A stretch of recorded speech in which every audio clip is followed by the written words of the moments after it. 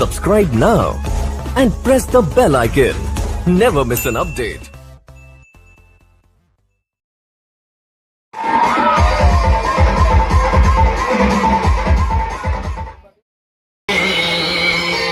दीवाना बनाए तेरे गुलाब लगाए दीवाना बनाए तेरे